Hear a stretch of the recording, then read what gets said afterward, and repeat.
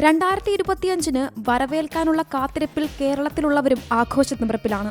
എല്ലാ കൊല്ലത്തെയും പോലെ ഹോട്ടലുകളിലും ബീച്ചുകളിലും ആഘോഷം സംഘടിപ്പിക്കും. ഫോർട്ട് കൊച്ചി പരേഡ് മൈതാനത്ത് സാധാരണ നടക്കാറുള്ള പുതുവർഷ ആഘോഷവും പാപ്പാഞ്ഞി കത്തിക്കലുമാണ് ഒഴിവാക്കിയിട്ടുള്ളതെങ്കിലും കൊച്ചി വെളി മൈതാനത്ത് പാപ്പാഞ്ഞിയെ കത്തിക്കും.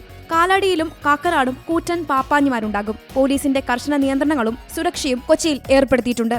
തിരുവനന്തപുരത്ത് വർക്കല, ശംഖുമുഖം, കോവളം ബീച്ചുകളിൽ പ്രത്യേക പരിപാടികളോടെ പുതുവത്സരാഘോഷം നടക്കും.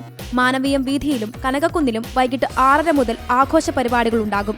കോഴിക്കോട് നഗരത്തിലെ പുതുവത്സരാഘോഷങ്ങൾക്കും സുരക്ഷ കർശനമാക്കിയിട്ടുണ്ട്. ക്രമസമാധാനവും അനിഷ്ട സംഭവങ്ങൾ ഉണ്ടാകുന്നത് തടയുന്നതിന് കർശന നടപടികൾ സ്വീകരിക്കാനാണ് സംസ്ഥാന പോലീസ് മേധാവി ജില്ലാ പോലീസ് മേധാവിമാർക്ക് നിർദ്ദേശം നൽകിയിട്ടുള്ളത്.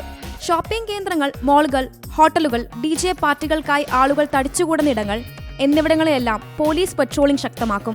റെയിൽവേ സ്റ്റേഷനുകൾ, ബസ് സ്റ്റാൻഡുകൾ, വിമാനത്താവളങ്ങൾ എന്നിവിടങ്ങളിലും നിരീക്ഷണം ശക്തമാക്കും. പുതുവത്സരാഘോഷ ഡ്യൂട്ടിക്കായി ഉദ്യോഗസ്ഥരുടെ പ്രത്യേക ടീമുകൾ രൂപീകരിച്ചാണ് പോലീസ് സുരക്ഷ കർശനമാക്കുന്നത്. ഗാനമേളകൾ, സ്റ്റേജ് ഷോകൾ, DJ നൈറ്റ് എന്നിവ നടക്കുന്ന സ്ഥലങ്ങളിൽ മുൻകൂട്ടി പരിശോധന നടത്താനും പങ്കെടുക്കുന്നവരുടെ വിവരം ശേഖരിക്കാനും പോലീസിന് നിർദ്ദേശമുണ്ട്. സഹായത്തിനായി ഏകീകൃത കൺട്രോൾ റൂം നമ്പറായ 112ലേക്ക് ജനങ്ങൾക്ക് വിളിക്കാവുന്നതാണെന്നും പോലീസ് അറിയിച്ചിട്ടുണ്ട്. വിവിധ ബ്യൂറോകൾക്കൊപ്പം സീ മലയാളം ന്യൂസ്, തിരുവനന്തപുരം. പുതിയ വാർത്തകളും വിശേഷങ്ങളും ഇനി വിരൽ തുമ്പിൽ. എല്ലാ ഡിജിറ്റൽ പ്ലാറ്റ്ഫോമുകളിലും ഇപ്പോൾ സീ മലയാളം ന്യൂസ് ലഭ്യം.